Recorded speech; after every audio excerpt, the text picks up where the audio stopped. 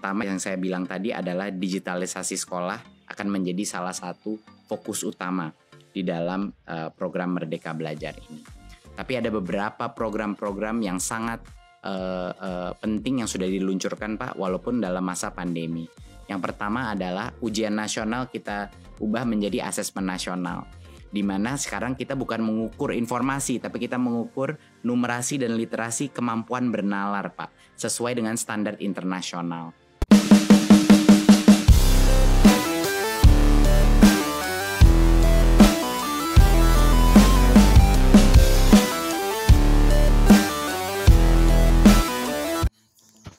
Berikut podcast antara Mas Menteri dengan Presiden Joko Widodo terkait dengan peringatan Hardiknas dan membahas tentang kegiatan belajar di era pandemi.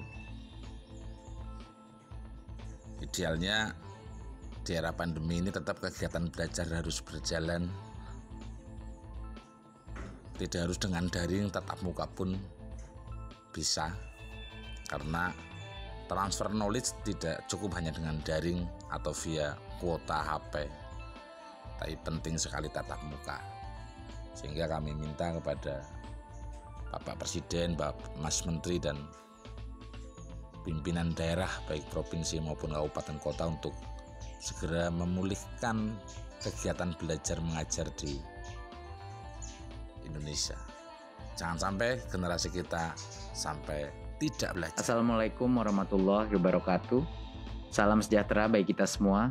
Om Swastiastu, Namo Buddhaya, salam kebajikan, Rahayu. Ini Mas Menteri Nadiem Anwar Makarim.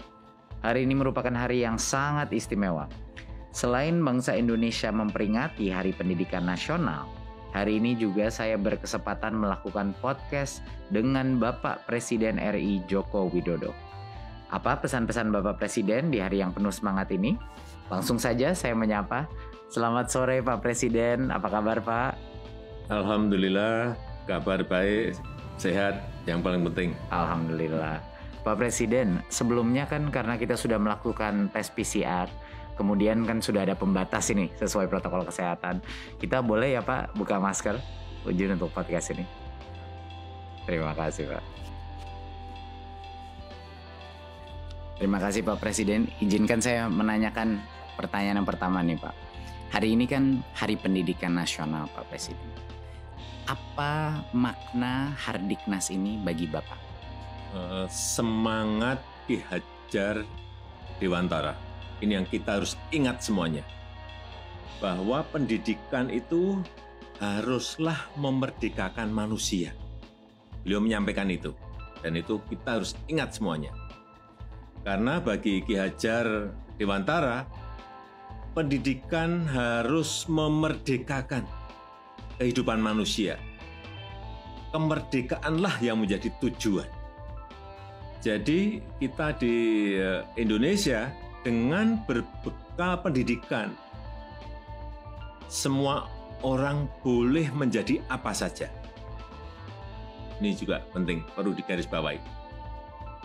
Tapi selain itu harus juga menghormati kemerdekaan orang lain.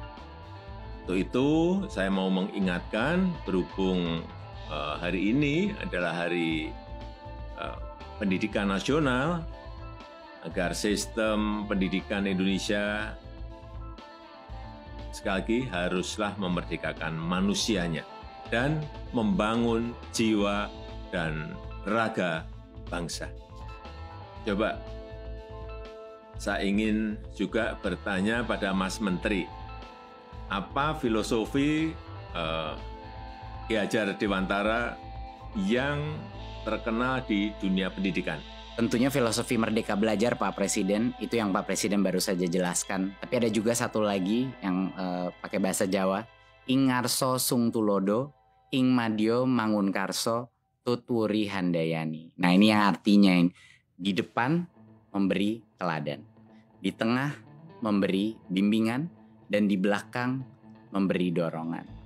Jadi sebenarnya esensi dari ini adalah jiwa kepemimpinan dari pendidik itu luar biasa pentingnya. konsep gotong royong yang sudah kita buahkan dalam profil pelajar Pancasila itu sebenarnya arah merdeka belajar Pak Presiden. Jadi tadi apa? Ing ngarso sung tulodo, ing madya mangun karso, tutwuri handayani. Ya. Saya kira semua kita harus ingat mengenai ini. Betul, betul. Jadi bisa kita gunakan sebagai analogi sekolah Pak. Sekolah-sekolah di depan yang sudah lebih maju, sekolah-sekolah penggerak misalnya, mereka yang memimpin dan melihat menjadi teladan. Sekolah-sekolah di tengah, mereka membimbing kelasnya mereka, melakukan transformasi di dalam. Dan sekolah-sekolah yang mungkin masih di belakang, itu diberikan dorongan dan mereka harus meminta ke dinas, ke pemerintah untuk bantu mengupgrade saya. Jadi itu salah satu filsafat gotong royong, tapi ekosistemnya Pak yang dikuatkan. Jadi menurut saya itu yang terpenting. Tapi menurut saya Pak Presiden, saya sangat setuju sama Pak Presiden bahwa kemerdekaan berpikir, kemerdekaan berkarya, kemerdekaan bertanya, pertanyaan-pertanyaan sulit, itu yang impian kami ya Pak untuk di kelas-kelas kita, sehingga anak-anak ini bisa merdeka dalam menjadi apapun yang sesuai dengan minat dan bakat mereka. Gitu Pak. Sekarang kita dalam situasi pandemi nih Pak Presiden. Apa yang menurut Pak Presiden menjadi tantangan dalam mewujudkan pendidikan yang memerdekakan? Ya ini kalau kita gunakan cara-cara lama, ya pendidikan tidak bisa jalan di era pandemi ini, nggak akan bisa. Perlu cara-cara baru. Digital, hybrid, ini dan kita harus harus cepat adaptasi, harus adaptif, kreatif dan ada inovasi-inovasi terus. Situasi pandemi seperti saat ini tidak hanya dihadapi oleh Indonesia saja. Semua negara mengalami, lebih dari 215 negara mengalami. Dan pandemi ini mengubah secara drastis kehidupan kita. Dan untuk memutus penyebaran COVID, kita juga sudah memutuskan untuk pembelajaran jarak jauh, pembelajaran yang dilakukan secara daring. Dan tantangannya adalah bagaimana memastikan pembelajaran dapat tersampaikan dengan baik, terutama untuk yang pendidikan dasar. Dan ini guru-guru dituntut betul-betul untuk kreatif dan inovatif. Dan kondisi pandemi ini harus juga kita manfaatkan untuk mengevaluasi, mengkoreksi total dunia pendidikan kita. Pandemi juga jangan menjadi penghalang untuk mencapai kemajuan. Dan saya sangat berharap cita-cita untuk mencapai SDM unggul itu tidak berhenti, agar pendidikan yang berkualitas bagi seluruh rakyat Indonesia ini benar-benar dirasakan oleh rakyat kita dari Sabang sampai Merauke, dari Miangas sampai Pulau Rote, semuanya merasakan. Sebenarnya banyak sekali Pak Presiden hal-hal yang sebelumnya intuisi kita sudah merasakan perlu ada perubahan di pendidikan, tapi karena pandemi ini itu menjadi jauh lebih jelas. Kesenjangan digital, akses internet yang tidak merata, ya kan, akses guru berkualitas yang tidak merata, penganggaran kita yang mungkin tidak memprioritaskan daerah-daerah 3T Pak, itu semuanya ketahuan semuanya. Ketahuan semuanya, kelihatan semuanya karena pandemi ini. Betul. Dan ini menjadi koreksi kita dan menjadi bahan evaluasi kita untuk kita perbaiki. Betul Pak Presiden. Dan kita juga udah melihat Pak Presiden, belum pernah kita melihat jumlah guru yang hari ini terpaksa untuk mempelajari berbagai macam platform pendidikan. Itu kalau tidak ada pandemi nggak mungkin Pak, bisa 10 tahun kita mencapai itu. Tapi karena pandemi, jumlah guru dan orang tua yang belajar teknologi Pak luar biasa. Dan mereka sekarang mengakses seminar-seminar online kita, partisipasinya semuanya memecahkan rekor-rekor. Jadi luar biasa semangat guru di masa pandemi ini. Dan sekarang kita sudah masuk dalam tahap vaksinasi. Nah, Pak Presiden telah memperjuangkan untuk guru dan tenaga pendidikan itu menjadi salah satu prioritas untuk vaksinasi, Pak. Tapi apa saja menurut Pak Presiden mengenai vaksinasi ini agar kemajuan pendidikan ini tidak terhalang? Apa menurut Bapak? Vaksinasi ini harus. Karena kita harus mencapai herd immunity, kekebalan komunal. Jadi kekebalan komunal juga harus. Karena kita punya target, ada target pendidikan yang perlu dari offline ke hybrid. Waktu itu Mas Menteri mendampingi saya toh. Iya Pak. Ya, pemerintah sudah memulai vaksinasi bagi tenaga pendidik dan kependidikan. Ini agar apa? Agar para pengajar ini terlindungi dan juga anak-anak kita bisa terlindungi dan anak-anak kita juga bisa segera sekolah tatap muka tapi terbatas, tatap muka terbatas. Harapan saya ini seluruh tenaga pendidik, tenaga kependidikan dapat segera divaksinasi karena saya telah menyampaikan ke Menteri Kesehatan beri prioritas dan dengan segala daya dan upaya kita ingin segera mengembalikan anak-anak kita ke sekolah tapi juga dengan catatan harus aman dari COVID. Kita bisa segera mengejar ketertinggalan yang disebabkan oleh pandemi. Jadi kalau nanti sudah mulai tatap muka terbatas, betul-betul secara ketat harus menjalankan protokol kesehatan. Kemudian kita evaluasi setiap wilayah seperti apa. Dan setelah itu kita akan memutuskan lagi kebijakan kedepannya akan seperti apa. Gimana kira-kira? Dari saya, kalau menurut saya itu adalah hal yang terbaik Pak. Karena sekarang banyak sekali orang tua tidak diberikan opsi untuk tatap muka. Jadi menurut saya sudah sangat baik kebijakan bahwa kalau guru-gurunya itu sudah divaksin, sekolah itu wajib membuka opsi tatap muka Pak. Tetapi orang tua tidak wajib mengirimkan anaknya ke sekolah kalau orang tuanya tidak nyaman. Jadi kuncinya dua seperti yang Pak Presiden bilang. Pertama, tatap muka terbatas ini bukan kayak sekolah normal ya Pak. Nggak ada ekskul, nggak ada apa, kapasitasnya cuma 50%, harus rotasi. Dan yang kedua adalah haknya ujung-ujungnya itu ada di orang tua.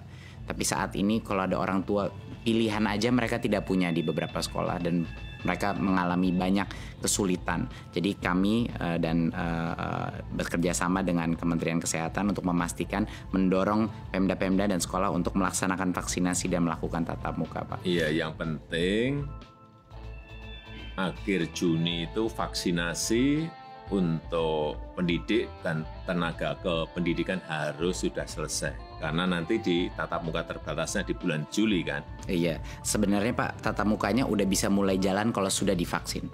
Harapannya itu Juli hampir semuanya sudah ada opsi tatap muka. Jadi insya Allah bisa lebih cepat lagi Pak beberapa sekolahnya. Insya Allah Pak.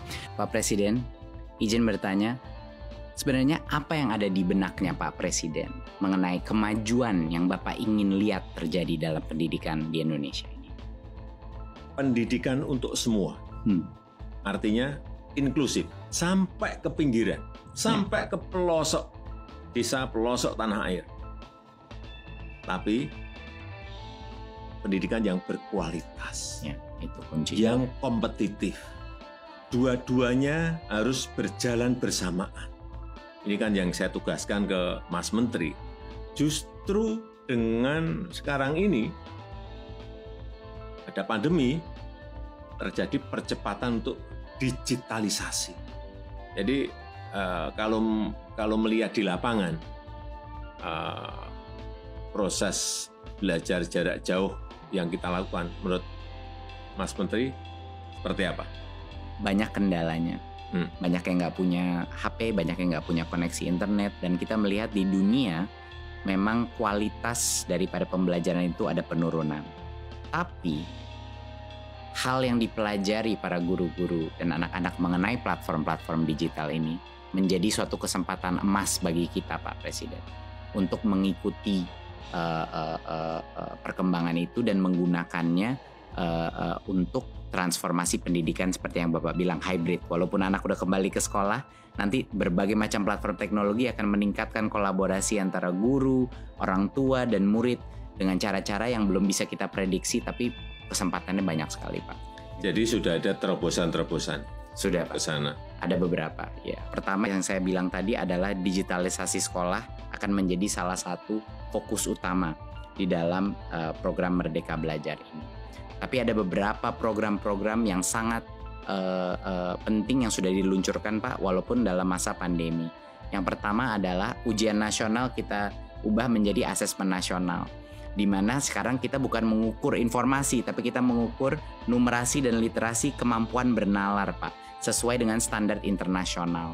Dan pertama kalinya di sejarah kita, Pak Presiden, kita akan menambahkan survei karakter, di mana nilai-nilai Pancasila akan bisa kita ukur dan kita kuantifikasi per sekolah. Isu-isu seperti intoleransi, kekerasan seksual, dan perundungan bisa kita ukur, Pak Presiden. Dalam Bagus sekali. per sekolah, Pak, nanti ada peta-petanya gitu. Bagus sekali. Jadi ini program Big Data, salah satu program Big Data pertama kita, Pak. Bagus Pak sekali. Presiden selalu menagih saya mengenai melakukan digital government. Jadi ini step pertama kita, Pak. Yaitu lompatan yang ingin kita lakukan kan di situ. Betul, Pak. Dan yang kedua, Pak, adalah program guru penggerak, di mana regenerasi kepemimpinan kepala-kepala sekolah kita, pengawas kita, guru-gurunya LPTK kita, itu akan keluar dari alumninya guru penggerak, Pak. Saya baru aja di Papua, Pak, kemarin luar biasa, sama di Kalimantan Timur, banyak dari guru penggerak yang ikut program baru 5 bulan, nangis-nangis depan saya, Pak Presiden. Mereka nangis karena apa, Pak? Mereka nangis karena menurut mereka program ini membuat mereka menyadari berbagai macam mispersepsi mereka mengenai apa artinya pemimpin di dunia pendidikan, Pak. Jadi strategi kedua kita, Pak, adalah untuk meluncurkan regenerasi kepemimpinan. Kepala-kepala sekolah kita semua bakal alumni dari guru penggerak. Ketiga, Pak, kita transformasi keuangan. Ini yang dengan dukungan Pak Presiden sangat membantu, Pak. Dana BOS yang tadinya suka datang telat, Pak, di daerah, kita nggak lewat pemerintah daerah, langsung transfer ke sekolah, biar kepala sekolahnya nggak perlu nalangin dulu. Biasanya minjem-minjem, Pak, sama orang tua untuk bulan-bulan pertama. Sekarang alhamdulillah transfer langsung. Kedua, kepala sekolah sekarang punya fleksibilitas, Pak, dalam penggunaan dana BOS. Mereka bisa gunain, kadang ada yang kebutuhannya buku, kadang kebutuhannya digital, kadang-kadang kebutuhannya masker. Adapun yang kebutuhannya perahu untuk nyebrangin anak-anak dari pulau sebelah, Pak. Iya, ini kan negara besar ya. Kebutuhan di setiap sekolah, di setiap daerah, di setiap provinsi itu pasti beragam, berbeda-beda. Betul. Jadi nggak bisa, tidak selalu kayak Pak Presiden, waktu saya pernah ngobrol sama Pak Presiden, keseragaman itu belum tentu keadilan. Iya, betul. Itu, Pak. Dan saya mengambil nasihatnya Pak Presiden, lalu kita buat lewat kebijakan. Pak Presiden juga yang mendorong saya waktu itu untuk melakukan transformasi dana BOS Majemuk, Pak Presiden. Kan aneh kan, Pak. Dulu Pak Presiden bilang sama saya, Mas Menteri, ini aneh kok jadi per anaknya di Jakarta sama per anaknya di Papua, di Pulau Maluku. Jadi setelah kita evaluasi, kita ubah, Pak Presiden. Sekarang namanya dana BOS Majemuk. Berdasarkan per anaknya itu berdasarkan indeks kemahalan. Jadi di Papua, di mana bangun ruang kelas itu 3 kali lebih mahal, ngirim buku dari Jakarta bisa 2 kali lebih mahal. Sekarang, Pak, anak-anak di kepulauan di Maluku sama Papua naik dana BOS-nya 40% sampai dengan 100%, Pak Presiden. Ya, itu yang namanya keadilan. Betul. Belum tentu keseragaman adalah keadilan. Bagaimana sekarang, Mas Menteri, mengenai infrastruktur dan teknologi untuk sekolah? Digitalisasi sekolah, Pak. Tentunya bekerja sama, berkoordinasi dengan Menkominfo, Pak, untuk memastikan bahwa sekolah menjadi prioritas untuk koneksi internet, Pak. Dari Kemendikbud kami sedang mempersiapkan program distribusi laptop terbesar, Pak, yang pernah terjadi. Sehingga anak-anak kita dan guru-guru kita akan bisa mengakses, ya, dan tentunya dengan proyektor dan juga dengan wifi router. Kapan itu? Harapannya dalam 1-2 tahun ke depan banyak sekali sekolah kita, puluhan ribu sekolah kita akan menerima paket-paket laptop, Pak. Dan juga, Pak, beberapa inovasi yang kita lakukan tentunya di Kampus Merdeka dan KIP Kuliah, Pak. Di Kampus Merdeka adalah program yang luar biasa didukung Pak Presiden, adalah untuk membuka opsi bagi perusahaan, bagi NGO untuk membuat kursus-kursus 1 semester yang akan mendapatkan full SKS bagi anak-anak mahasiswa kita. Jadi sekarang belajar bisa di mana-mana. Ya, sekarang artinya belajar itu bisa dengan siapa saja. Belajar juga bisa di mana saja. Dengan siapapun, bisa dengan perbankan, bisa dengan industri, bisa dengan UKM, semuanya bisa. Benar, setuju sekali Pak. Tapi masalahnya dulu Pak Presiden, jangka waktunya kependekan. Kalau mau magang itu cuma 1-2 bulan Pak. Dan anak-anak kuliahnya masih harus ngambil mata kuliah di universitasnya. Sekarang sudah berubah Pak. Dia akan mendapatkan full 20 SKS di dalam perusahaan tersebut. Jadi dia tidak harus mengorbankan SKS dia dan kapan dia lulus. Dan juga disubsidi oleh pemerintah biaya gajinya itu mahasiswa, biaya uang transportnya itu disubsidi Pak oleh pemerintah. Jadi ini kesempatan yang sangat besar bagi perusahaan juga untuk menambahkan talentanya. Itu Pak, kira-kira. Inilah perubahan, inilah transformasi yang kita inginkan. Betul Pak, betul Pak. Dan banyak sekali perusahaan yang semangat Pak. Waktu saya bilang sama perusahaannya, Pak Presiden yang minta ini partisipasi semua sektor strategis. Mereka luar biasa semangat ya Pak, karena ini benar-benar memecahkan masalah mereka juga. Yang kedua Pak adalah KIP kuliah. Yang kemarin KIP kuliah baru saja kita melakukan perubahan bahwa sebelumnya KIP kuliah itu cuma 2,4 juta Pak per anak. Masalahnya adalah di prodi-prodi yang sangat baik kualitasnya, ada banyak yang UKT-nya di atas 2,4 juta Pak. Jadi banyak sekolah-sekolah kita diskriminasi terhadap anak-anak penerima KIP kuliah karena rugi universitasnya. Nah, barulah kita ubah kebijakannya sehingga kalau prodi A itu bisa sampai dengan 12 juta Pak. Untuk prodi B bisa dengan 4 juta. Jadi ya ini persis sama seperti yang Pak Presiden bilang tadi, kesetaraan belum tentu keadilan. Iya, betul. Sehingga sekarang anak-anak dari Papua atau dari Maluku yang mau masuk ke dalam program yang mahal, misalnya Fakultas Kesehatan, dia bisa tanpa diskriminasi dari universitasnya Pak Presiden. Itu kira-kira Pak, beberapa hal yang memang sudah mendapat dukungan dari Pak Presiden. Bagus. Saya boleh tanya Pak Presiden ke Bapak, tipe pelajar apa sih Pak Presiden ketika masih sekolah dan waktu kuliah dulu Pak? Kalau saya orangnya memang waktu itu di SD, SMP, SMA, dan di universitas memang tidak mau kalah. Artinya kalau saya melihat teman saya misalnya malam belajarnya 1 jam, saya tahu dia belajarnya 1 jam, saya belajarnya 2 jam. Gitu. Habis subuh misalnya teman saya belajar 30 menit, saya 1 jam. Juara 1 misalnya, saya melihat belajarnya malam 2 jam, saya 4 jam. Ya, misalnya gitu. Tidak mau kalah di situ maksud saya. Waduh. Kenapa saya seperti itu? Karena dengan belajar kita bisa mewujudkan cita-cita. Tapi juga saya aktif utamanya di pecinta alam. Jadi saya memang senang dan juga bisa belajar di mana saja. Belajar kan tidak hanya di kampus, tetapi di alam pun kita bisa belajar, dan pendidikan yang kita peroleh di luar ruang kelas itu juga sama pentingnya dengan pendidikan yang kita terima di dalam kelas. Kadang lebih penting. Kadang bisa lebih penting. Lebih penting. Iya. Pak Presiden, ada hal khusus nggak yang dulu dilakukan Pak Jokowi ketika masih menjadi pelajar dan mahasiswa yang manfaatnya itu sangat terasa hingga saat ini ketika menjabat jadi presiden Pak? Ada gak yang paling relevan Pak? Gitu. Iya, saya selalu belajar dari kesalahan. Kemudian juga tidak pernah putus asa. Dan saya senang yang namanya kompetisi. Saya pikir itu yang juga membuat saya berani memulai berwirausaha mulai dari nol sebelum menjadi pejabat publik.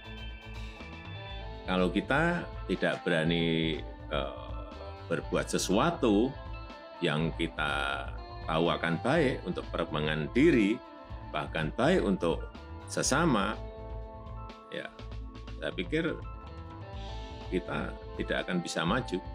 Dari dulu saya itu suka ingin tahu, dan semuanya ingin tahunya juga secara detail, lihat betul. Saya pengennya gitu. Saya merasakan itu Pak di meeting-meeting sama Pak Presiden waktu awal-awal. Setiap kali saya duduk Pak Presiden itu, saya kira saya akan digurui gitu Pak. Tapi ternyata Pak Presiden yang menanya begitu banyak pertanyaan dan selalu mencatat.